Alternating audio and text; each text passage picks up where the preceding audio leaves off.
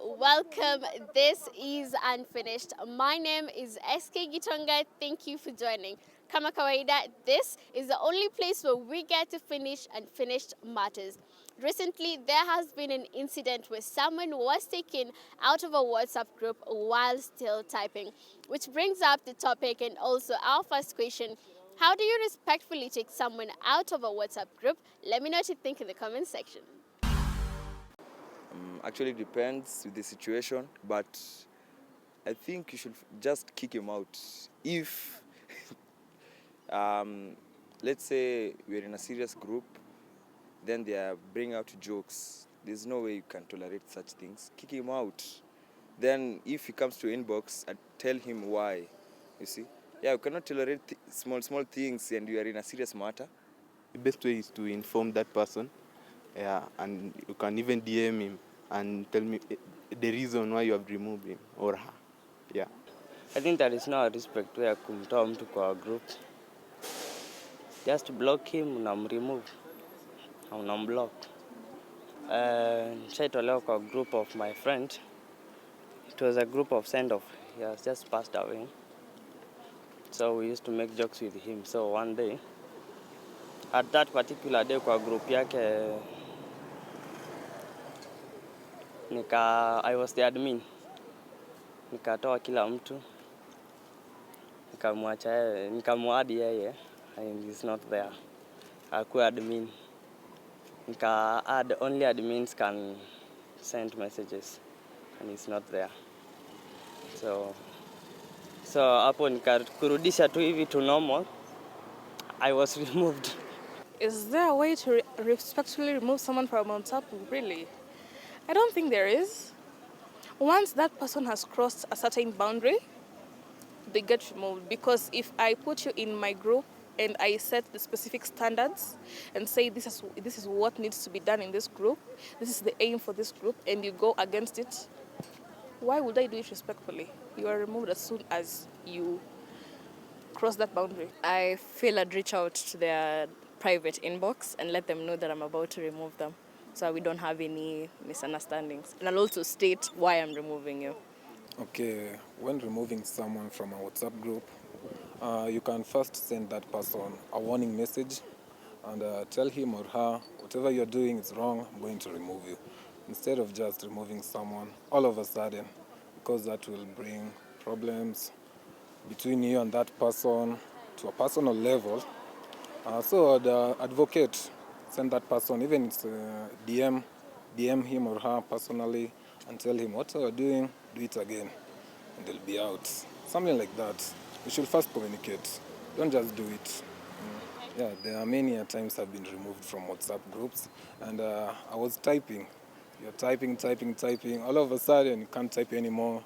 You're no longer a member of this group. So it hurt me personally. I felt it. And I would advocate for those people, those admins. If you want to remove someone from a WhatsApp group, do what I've said. Communicate with him or her firsthand. Don't just do it. Yeah, something like that. Just remove them. There's no respectful way of removing them, because I think the most respectful, maybe you DM them, then request them to either remove them themselves or you remove them without respect. I think so. I've never been removed from a group, but I've removed someone from a group because maybe their language, the language they use in communicating, or they posted something out of line in the group. Yeah. I think the respectful way is by telling them, by informing them prior before telling them you unamtoa. Because let's say the person maybe is misbehaving or saying vulgar things in the group, you first give them a warning before you unamtoa. Yeah. I think that you should just tell them that you no longer want them in the group, that you should be respectful. Namwambia tu atupendi vibe yako, so please just leave peacefully, kindly. See, you have your reasons why you have to kick someone out. So I think you should inbox the person. You state your reasons. Obviously, there's reasons. India, I think you should do that. Well, I kicked someone out. But I didn't do that. I just kicked the person out and kept quiet about it. That's, well, they were being too abusive. No boundaries, no nothing. So you just have to. Yeah. I'm pretty sure the person knows the reason why. You text them personally and tell them that you're going to remove them from the group. Yeah. Respectively. Si unamremove tu manze. Sasa mbona ni mheshimu na nataka kumremove. Like unamtoa tu roho safi. Kana vibe yake iko tunamremove, hakuna ati kana bo. Unamwambia yo wasee wamesema kitu fulani, so wewe toka tu kwa group man. Mimi nilitolewa manze. Nilikuwa nimechachisha kwa group. So nile like group mnaanza matusi hivi ufala. So manze unasikia best yako amekuremove vibaya sana, so na medi manze unasikia ni kama umekuwa loser lakini unakanyagia tu. Personally, I feel like you should follow this specific person to their inbox, probably give them reasons why you don't think they should still be in the group, or maybe their purpose has been fulfilled. But in a case whereby this person has probably violated the rules of the group, they have been disrespectful, I honestly don't think you need to ask for permission or consent. Just take them out. Which takes us to our next question. Do you think private and confidential information should be shared on a WhatsApp group? Let me know what you think in the comment section. Actually, it depends with the person who you are sending it to. If it's a mutual agreement, then it's okay. But if it's someone who you are not 100% sure he will leak the information, you can send it in a view once format. That way you can only access it once. You cannot screenshot because the phone will not allow a screenshot to be taken in a view once format. Yeah, so it depends with the agreement that the two people have. No, because there are some things that are private which if you expose them, maybe you end on a user. Some things that you cannot share with others. You need privacy. Yeah.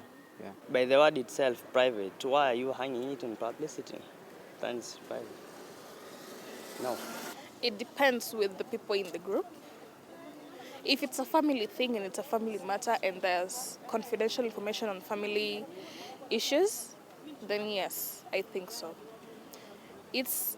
I think it mostly deals with knowing the time and place for something. So if you want to send confidential information, know where you're sending it to, like read the room, basically. Okay, first, if it's your own private information, I feel like if you trust the members of that group and you're comfortable with sharing your information, that's fine. But if you're leaking someone else's information, I am not down with that. Yeah. No, I think private matters, you should go DM, you should inbox someone personally. That's why we have inbox, and that's why we have WhatsApp group. WhatsApp group is like a community channel, so you cannot channel your private matters inside there. Just public affairs and all that. If you want something private, do it in the inbox or the DM.